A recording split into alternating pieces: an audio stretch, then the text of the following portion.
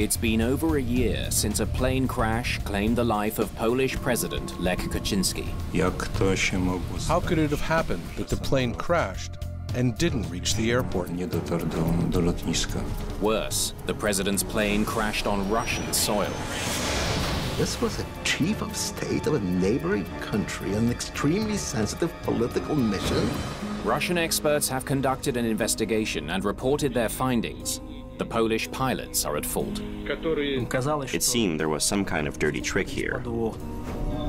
Conspiracy theory sprung up immediately. Polish Interior Minister Jerzy Miller has examined the evidence and has come to a different conclusion.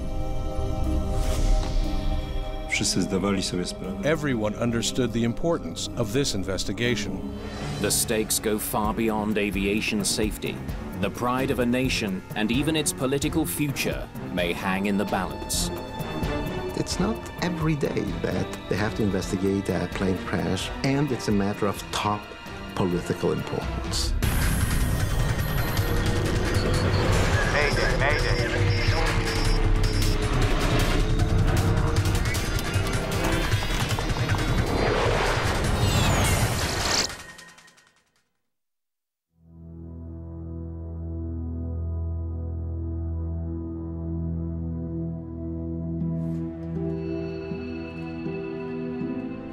Jerzy Miller is just hours away from revealing the conclusions of Poland's independent investigation into the devastating crash at Smolensk airport.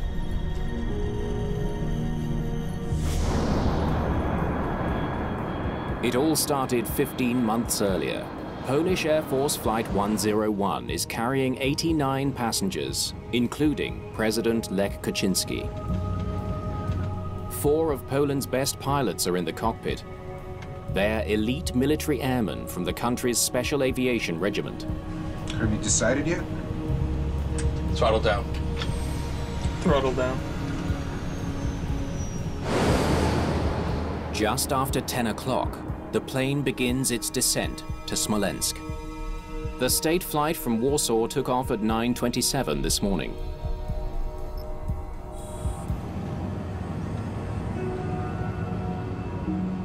The passengers are a cross-section of the Polish elite, dignitaries on their way to mark a grim and controversial anniversary. This anniversary was on April the 10th. It was a great Polish tragedy, the murder of Polish soldiers in World War II by Stalin. In 1940, Stalinist forces marched 22,000 Polish officers and intellectuals into Russia's Katyn forest to be executed. The Soviet government took the decision, the document still exists, to murder them all.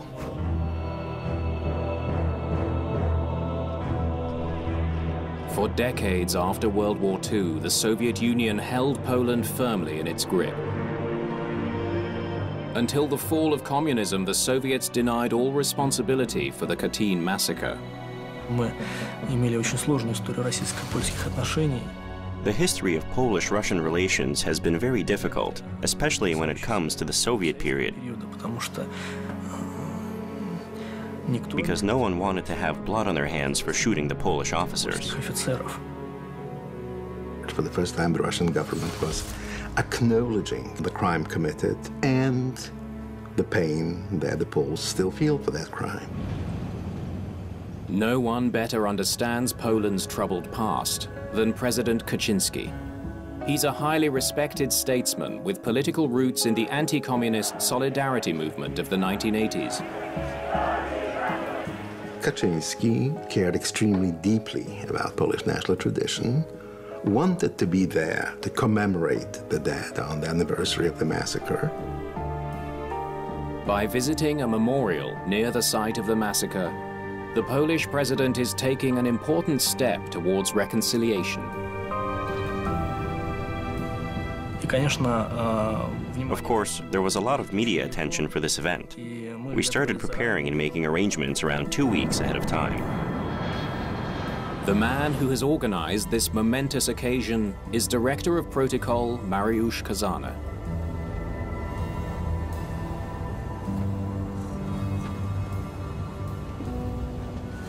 Water for you, sir. President Kaczynski and his wife Ma'am? are joined by many of Poland's top brass, including Lieutenant General Andrzej Błaszczyk, commander of the Polish Air Force.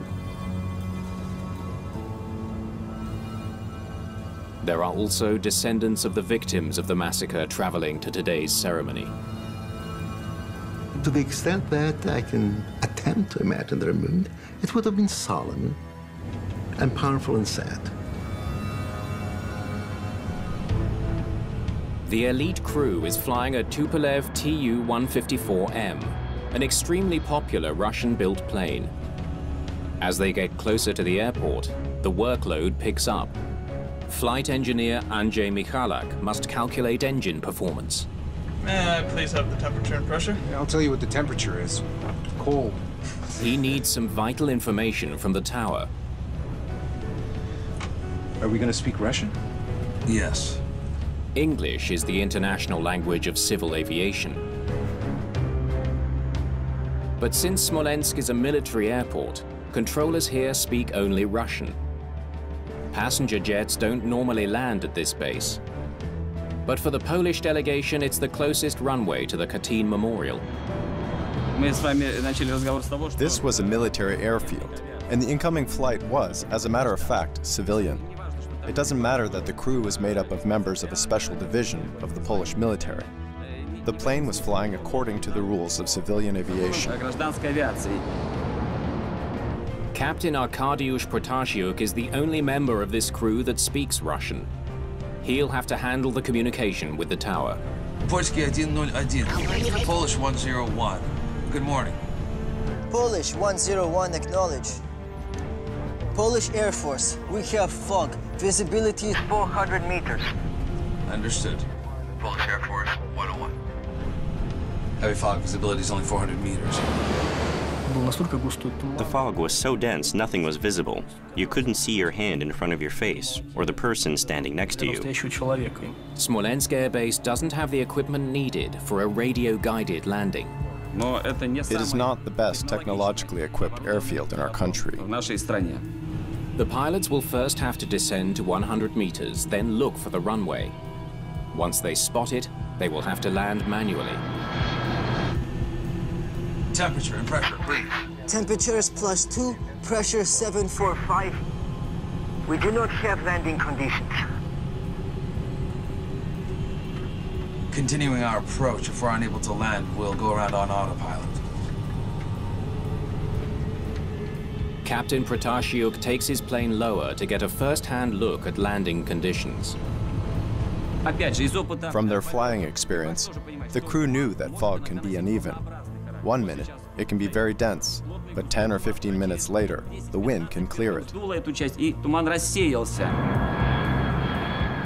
But as they get closer, the fog gets even thicker. Approaching outer marker, on course and on glide slope. Then the situation takes a turn for the worse. As the crew strains to catch sight of the runway, the sound of an alarm suddenly fills the cockpit. 100 meters. Terrain. We are leaving for a go-around. In the cabin, passengers are preparing for an imminent landing. Terrain. Pull up. 90 meters. But the crew is struggling to make the plane climb. Terrain. Pull up. Terrain. Pull up. 40. Terrain. Pull up. Terrain. 30. Pull up. 20.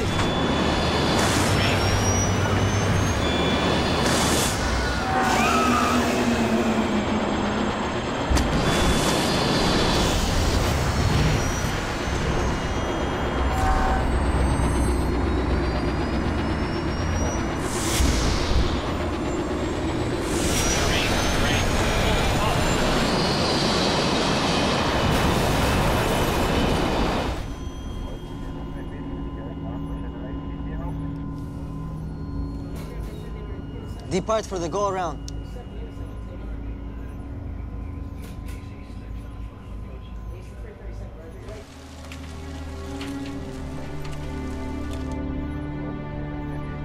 How long has it been? One of the darkest days in Polish history. A day that was to have been commemorated by the president himself will now be remembered for yet another tragedy.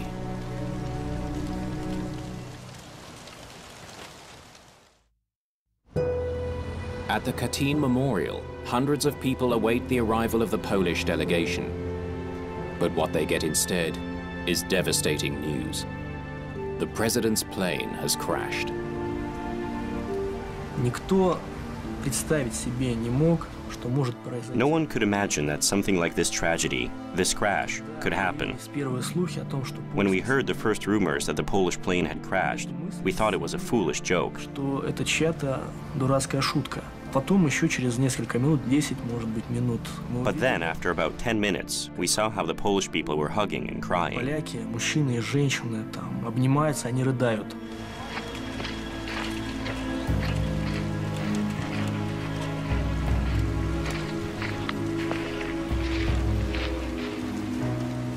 Первый очевидец, который снял. There was a witness who used a cell phone to record the very first seconds of the tragedy, when you could still see the fire, when the fuel was still burning. Когда еще топливо горело.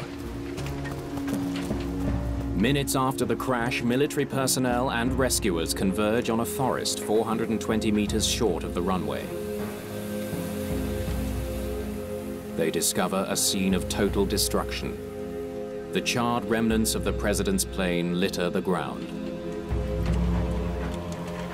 Когда я приехал к месту падения, первое мое впечатление. When I got to the crash site, my first impression was, when did they remove all the bodies?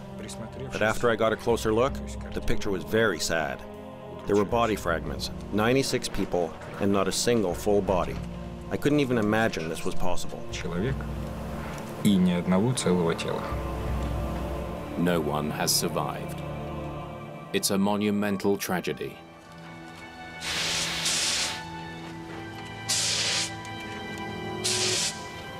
Единственное, наверное, единственное уцелевшее. The only thing I could see that had survived was the wreath they were bringing to the Katyn Memorial. Который они везли на Катынский мемориал.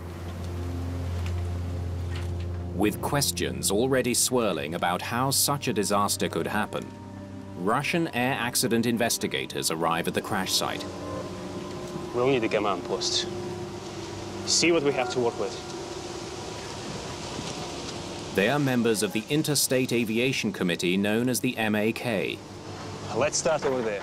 Their task will be to figure out what happened and why. We need to map every quadrant. It's not every day that they have to investigate a plane crash, and it's a matter of top political importance. News of the Polish president's death on Russian soil stuns all of Poland. I thought about the people on board the plane. Because you see, I knew most of the passengers personally.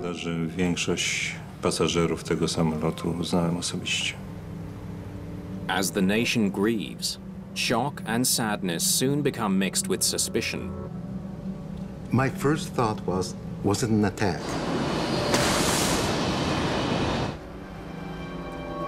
Because of the deeply hostile relationship between Poland and Russia, conspiracy theories sprung up immediately. Many Poles are convinced the world has just witnessed an assassination, a targeted killing orchestrated by President Kaczynski's political adversaries.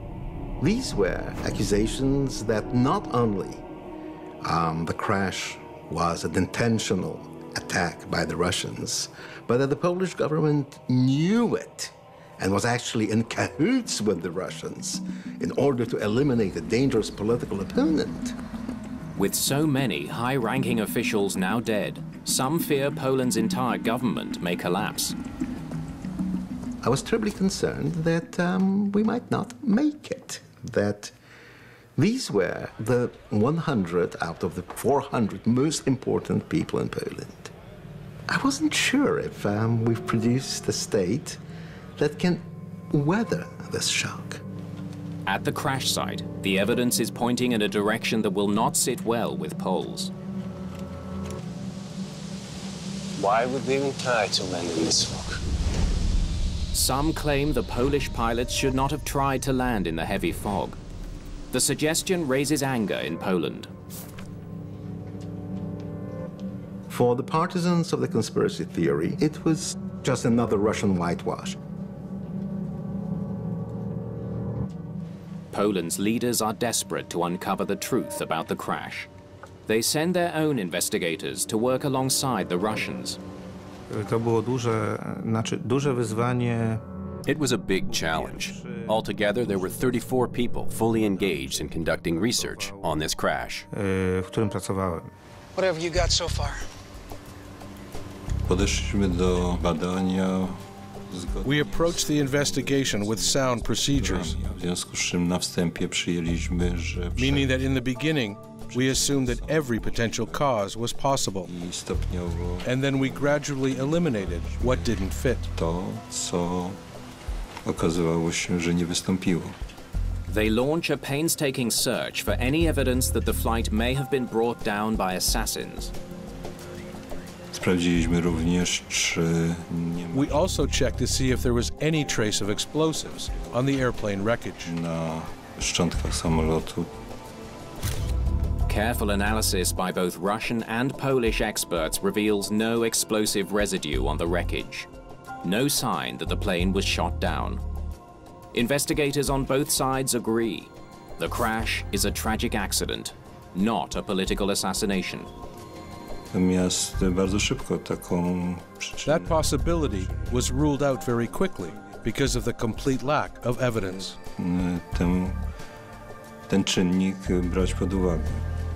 Investigators must find the plane's black boxes. Excuse me? Any sign of the flight recorders? Not yet, but it's our top priority. You know, of course, we need all three. Of course. With suspicion growing at home, Polish investigators anxiously want to get their hands on all of the plane's recorders. The Tupolev had 3. The cockpit voice recorder and the flight data recorder are Russian-made. Have you decided yet? They will reveal what the pilot said and how the airplane performed. A third Polish-made device called the Quick Access Recorder also captures flight data, but it can only be read by the device's Polish manufacturer. If the Russian and Polish data match, investigators will be assured that no one has tampered with either machine. It was essential because we expected to hear suspicions or accusations from the public that the data read by the MAK experts had been tampered with.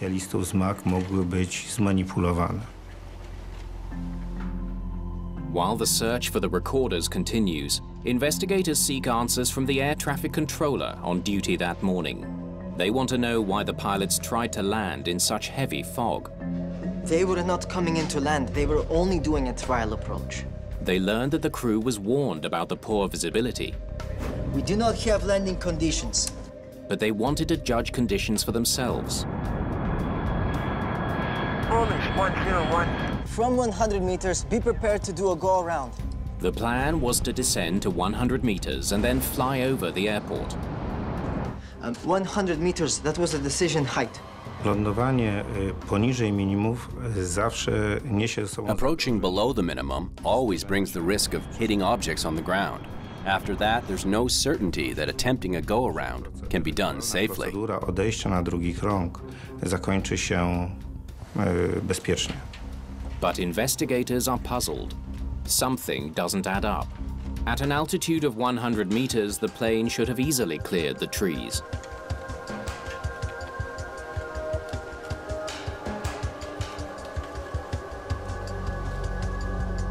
Surveying the forest, they work to identify the first tree that Tupolev slammed into. They find it slightly more than a kilometer from the runway.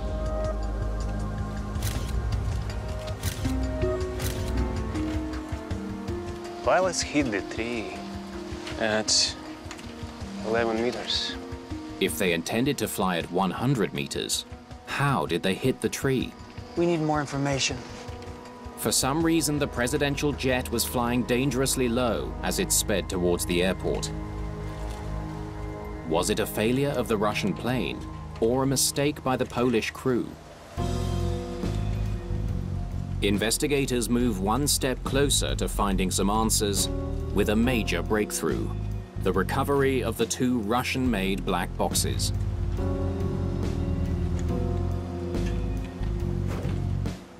The Polish flight recorder, though, remains buried in the wreckage. Any sign of the QAR?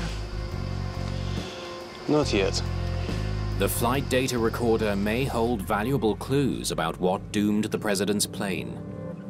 The device is rushed to the MAK laboratory in Moscow.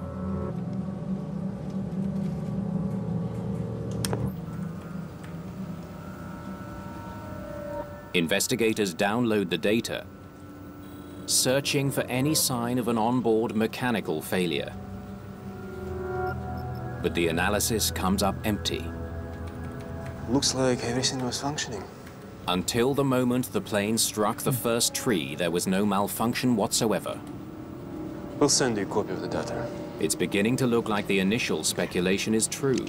The Polish pilots may be at fault.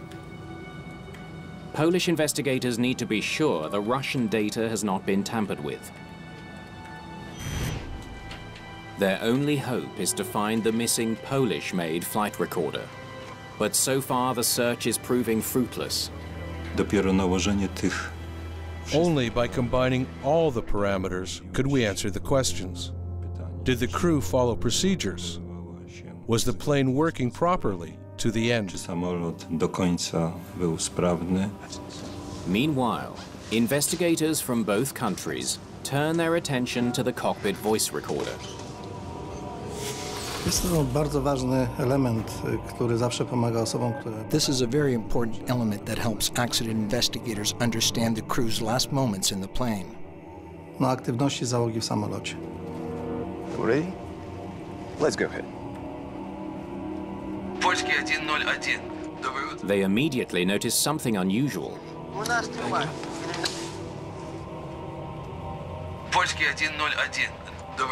That sounds like the captain. The captain is the one making radio calls to air traffic control, and he's doing it in Russian. Why is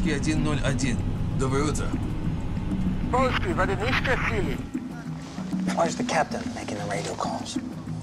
Proper aviation procedures call for the navigator to handle the radio, while the captain concentrates on flying the plane.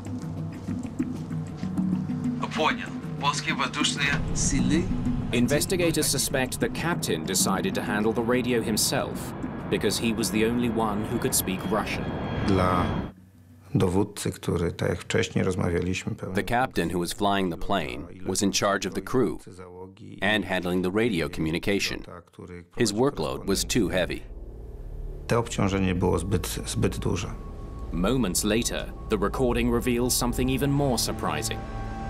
Mr. Director, fog has rolled in, and the conditions we have right now will not be able to land.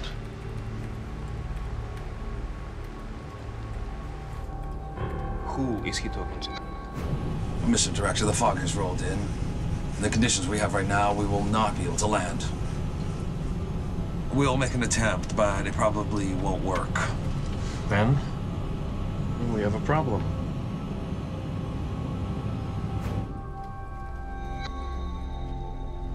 Sounds like Kazana, the director of protocol. What he's doing in the cockpit? The pilots were not alone in the cockpit. We could hear voices of people who were definitely not crew members, and this meant that the cockpit was accessible to people who were not part of the flight crew. From 100 meters, Be prepared to do a go-around. Acknowledged. Safety rules forbid visitors in the cockpit at key points in the flight. It was surprising because it confirmed that the cockpit wasn't sterile. There's a rule that below a certain altitude, pilots should be isolated from the rest of the plane so they can concentrate on their tasks. It now appears the presence of so many top officials on board affected the decision to land. Sir, I have some news from the cockpit. We described it as indirect pressure, the pressure resulting from the weight of the task and the mission the aircrew was completing. Którą załoga wykonywała. Some investigators believe General Błasik also visited the cockpit. As the mystery behind the crash of Air Force 101 grows deeper, one thing is clear. In a crash, be it an air crash or a political crash or a crash in human relations, very seldom there's just one factor. There is much more to this tragedy than simple pilot error.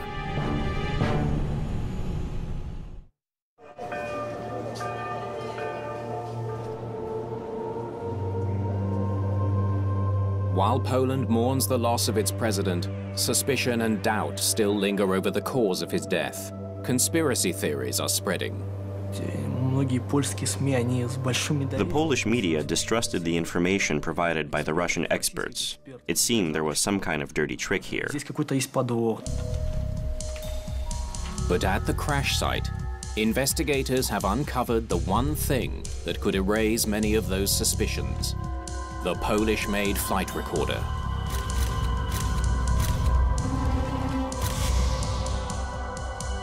Finally, Polish experts can study the data from both flight recorders side by side. They look for any discrepancy, any hint that the black box data has been altered. After a careful analysis, they reach a definitive conclusion. All the data's here. The two sets of data are a perfect match. Było to dla nas bardzo ważne, ponieważ It was important for us because it removed all doubt that the data might have been manipulated. możliwości zmanipulowania zapisu. With the data verified, investigators refocus their attention on the cockpit voice recorder. Turn on your landing lights. Lights on.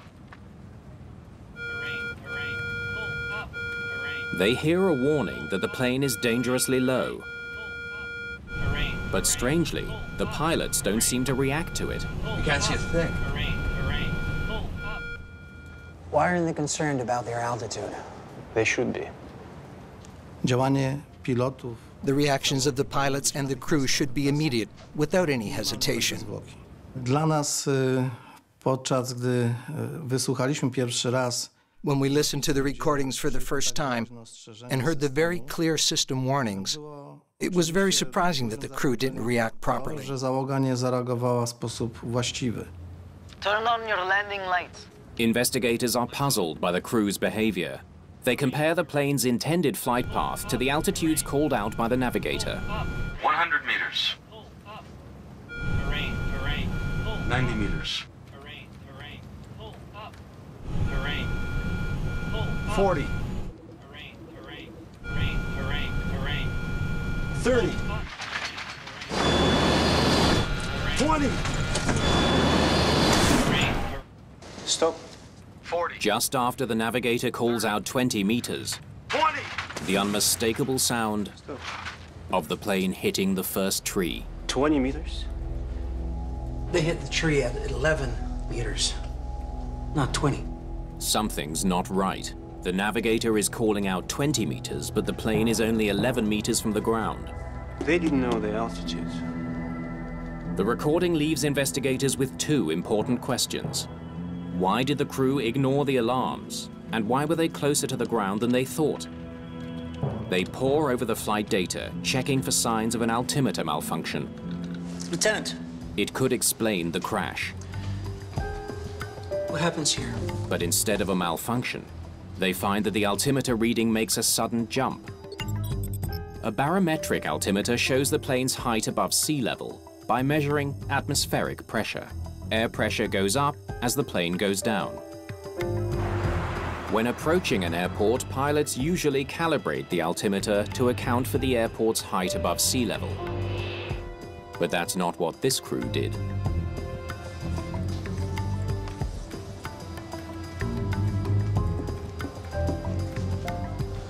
Someone reset the altimeter. Jeden z członków załogi przestawił wysokościomierz. One of the crew members switched the captain's altimeter to a pressure which changed the altitude reference. Odebrał informację, że samolot The plane seemed a little bit higher than it was in reality. wyżej niż był faktycznie. The numbers show that the instrument was reset to its default setting, a move that resulted in an altimeter reading much higher than the plane's actual height above the ground. Why would a pilot do that? Polish investigators take their questions to pilots from the same special regiment that flew the president. What do you think they were doing? They learned that military pilots sometimes use the barometric altimeter to solve an annoying problem. The altimeter is connected to the Terrain Altitude Warning System, or TAWS. It alerts pilots if they're getting too close to the ground. The system is pre-programmed with the location of most major airports and will not sound an alarm when the pilots are coming in to land. But that only works if the airport is in the database. Many, including Smolensk, are not. The Smolensk airport, which is a military airport, was not included in the TAWS system. The alarm goes off so frequently at military airports that some pilots have developed a dangerous habit of disregarding the sound. You can't see a thing. Przeanalizowaliśmy wiele lotów. We analyzed many flights, and it turns out that they were in the habit of ignoring these alarms. Załogi do ignorowania tego typu komunikatów. And that's not all. You telling me you actually changed the altimeter to the wrong setting? They've also come up with ways to silence the nuisance alarms. One way is to simply reset the altimeter. That fools the system into thinking the plane is flying at a higher altitude. Turn on your landing lights. Lights on. It's a temporary fix. As the crew of the presidential jet continues to descend, the alarm sounds again just 20 seconds later. Start playback. It seems incredible that such an elite crew flying such high-ranking passengers would commit a breach of procedures. 100 meters. Even if they did, it doesn't explain why the navigator was calling out the wrong altitude during the descent. 90 meters. Stop playback. He was using his radio altimeter. Most large jets are equipped with two types of altimeter. 40. Since the barometric altimeter has been reset, 30. the navigator could only have been using the second one, 20. his radio altimeter. It uses radio waves to measure the distance between the plane and the ground below. But the terrain near Smolensk Air Base is uneven. Planes have to fly over a valley to reach it. Look what happens here. When the radio altimeter reads 100 meters, the Air Force jet was not 100 meters above the airport. It was 100 meters from the bottom of the valley. In the dense fog, the pilots couldn't see the ground. Once they cleared the valley, they were just a few meters from the treetops. The radio altimeter was giving them misleading information. Using the radio altimeter at this early stage of approach is a serious mistake. It doomed everyone on board.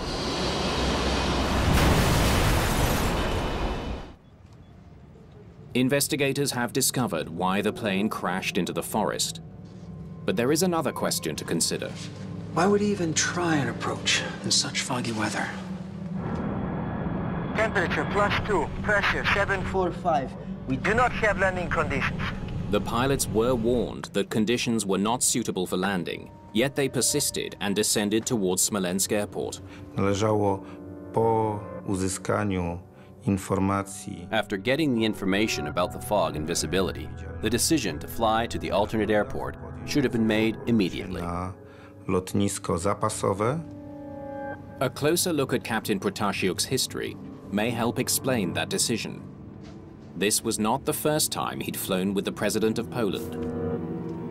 Polsce znali.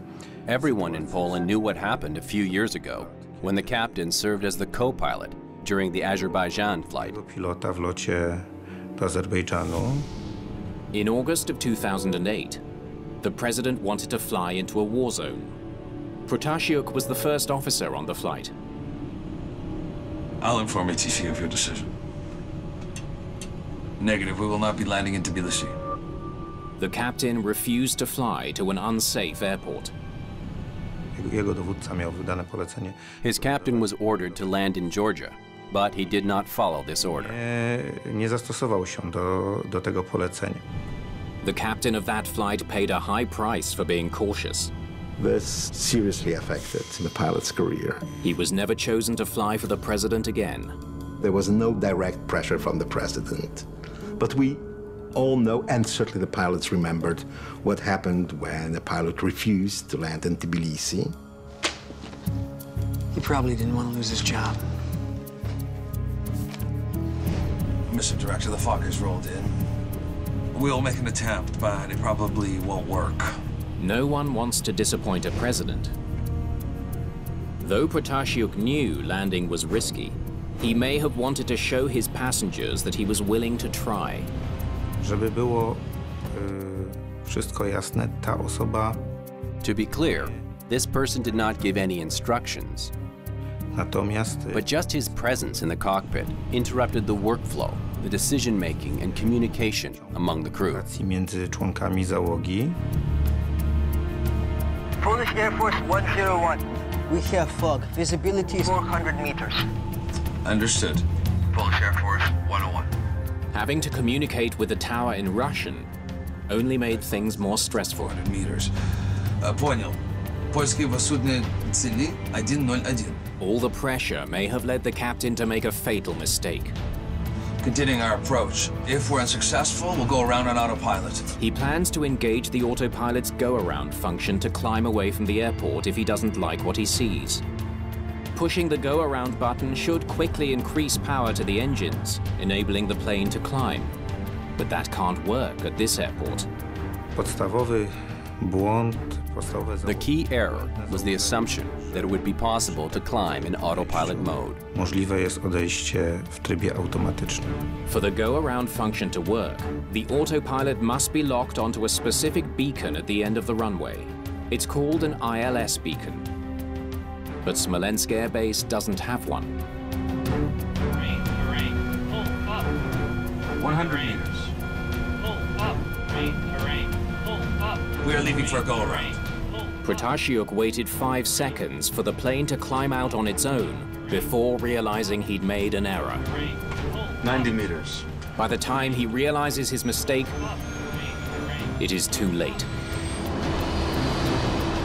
There's no dispute. The crew mishandled the approach, but Polish investigators don't think they are the only ones at fault.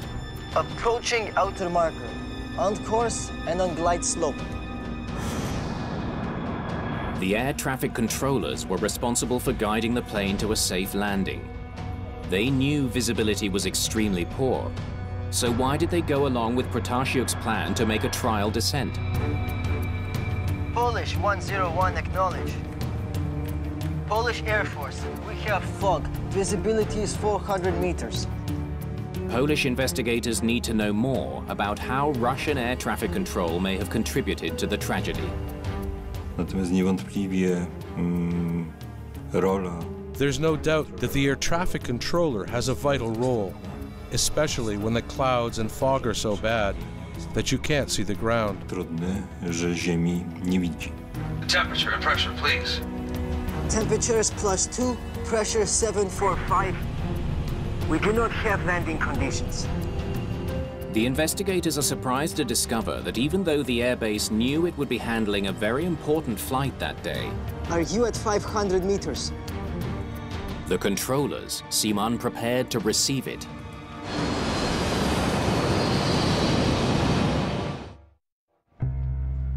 Interviews with the Russian air traffic controllers reveal that they had difficulty tracking the plane on its descent. We asked him to report his altitude. Lotnisko Smoleńsku The Smolensk airport is a very poorly equipped airport. oprzyrządowane. Polish Air Force, are you at 500 meters? We are at 500 meters. The controllers had to rely on the captain to report his altitude. Polish investigators speculate that the equipment in Smolensk wasn't providing a clear image of the plane's location. The controller could not be sure if the plane was on course. On course and on glide slope. Obsługa lotniska potwierdza. The controller confirmed that the plane was on the flight path. Ścieżce w momencie, kiedy zszedł. The moment it went below the flight path, the risk of disaster rose dramatically. Katastrofy wzrosło gwałtownie. The controller confirmed the plane was on the correct approach path, when in fact it was dangerously low. Nie mamy żadnych wątpliwości. There's no doubt that the airport was not ready. The thickening fog only increased the level of tension and confusion in the control tower. I just don't think we should bring him in. It makes no sense right now. Before the president's plane reached the airport, the controllers knew it would be almost impossible to land. But they didn't have the authority to turn the jet away. We have to find an alternate for the pole. We just don't have the weather. They didn't want the plane to land. Próbowali uzyskać wsparcie. They tried to convince their superiors that this airplane should be redirected to another airport before they even started the landing procedure. Oni będą go sprowadzać do podejścia do lądowania. The decision whether or not the president of Poland should fly to Russia and where he should land is not made in Smolensk. It is not made by the head of flight operations or by the air traffic controllers. But the fact is that the conditions did not permit any kind of plane to land, especially a plane full of VIPs. The controller was waiting for Captain Protashiuk to make the decision not to land. We do not have landing conditions. Continuing our approach. If we're unsuccessful, we'll go around on autopilot.